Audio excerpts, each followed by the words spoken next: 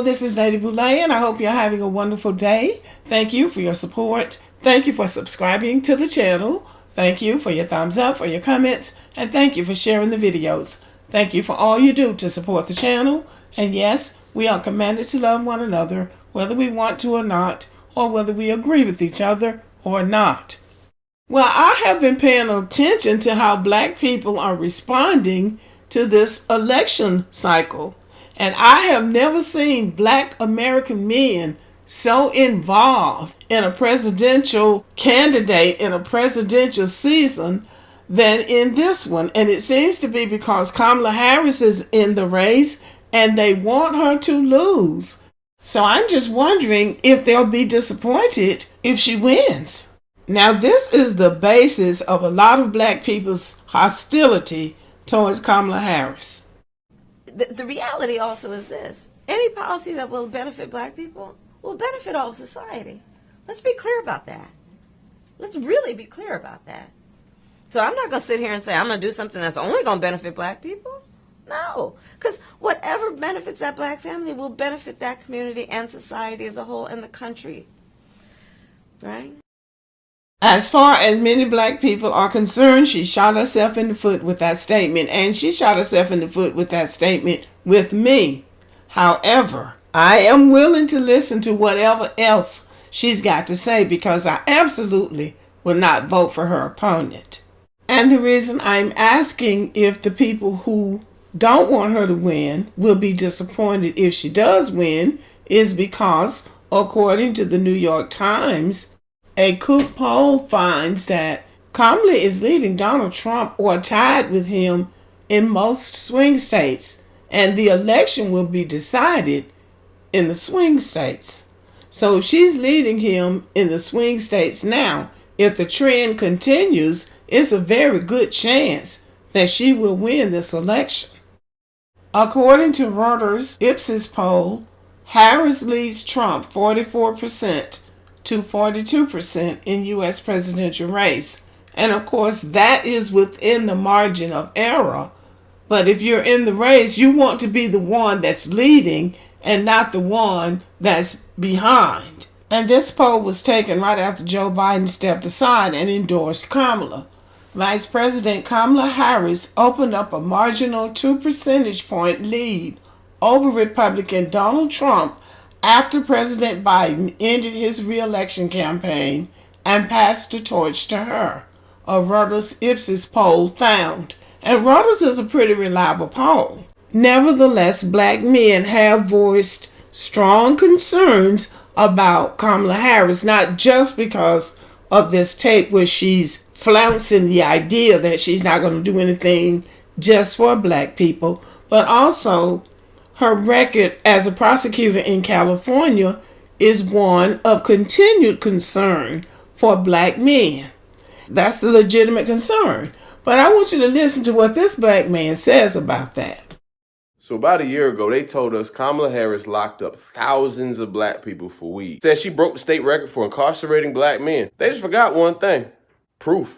Yo, y'all, over the course of the year, we ain't heard one shred of evidence to back this up. They said she broke the state record. They ain't tell us what the old record was, how much she beat it by, when they even started keeping score. Who really think they keeping personal records for how many black men a prosecutor can lock up? This ain't the pen relays. All they gave us was vague articles that started with the word opinion, op-ed. That's not a reliable source. She locked up thousands of black men on petty charges. Dang, what was the exact number?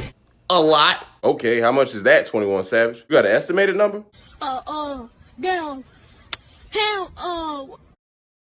You mean tell me you ain't got no actual number, but you heard from what's the name who said that somebody told them that they had heard. We just supposed to take your word for it? Do we got stupid written on our forehead or something? If she locked up that many brothers over petty weed charges, there ought to be a record of it somewhere. Where's the proof? The popular number is 1,500 while she was Attorney General. Y'all, Attorneys General don't prosecute marijuana cases. That's like the CEO of Target doing price check on scented candles. Plus, she was AG from 2011 to 2016. In that span of roughly 5 million arrests. 1,500 out of 5 million is less than half and half of a percent. Not to mention that 1,500 number is not supported by a single official record. What is official is that marijuana incarceration rates plummeted during her terms as AG. From a little over 800 in her first year to about 130 something in her last. And that's in the state of 40 million people, by the way. So let's go back to her DA days in San Francisco. Maybe we can find this number y'all talking about. That's As DA, Kamala Harris's office won 1,956 misdemeanor and felony convictions for marijuana possession, cultivation, and sale. But this number also includes people who were convicted of more serious crimes at the same time. So not everyone convicted was even arrested for weed in the first place. But here's the number y'all can look at. The DA who had the job before Kamala, the one they call progressive, sent 135 people to state prison when weed was the most serious offense during his tenure. Kamala Harris, in just about the same amount of time, sent 45. And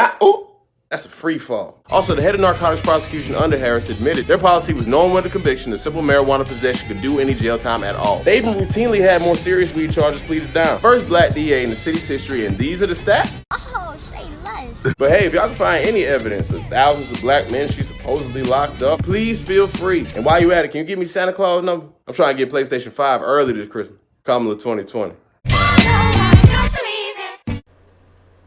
Now, this is pretty much what I got when I went looking for all of the people that she had locked up. And later on, I am going to do a video about her tenure as a prosecutor in California.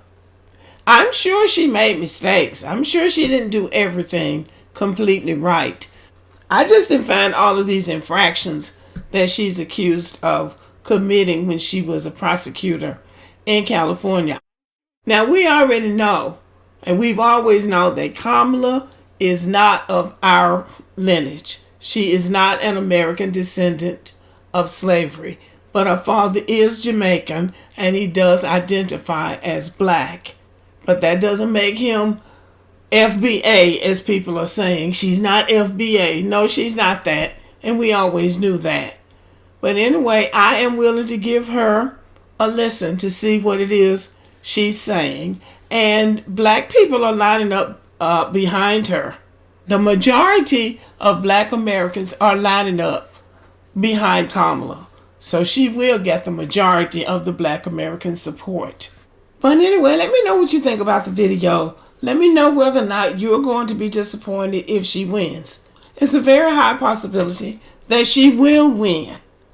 The Democratic convention is coming up next week, so that would be a good chance to see her on stage, alive in living color, and she will be giving a speech, and so we will be able to hear what she has to say, and also hopefully what the Democratic platform is for this year. They are not going to be talking about giving black Americans reparations. I have said before, and I will say again, we have to make a legal case for reparations.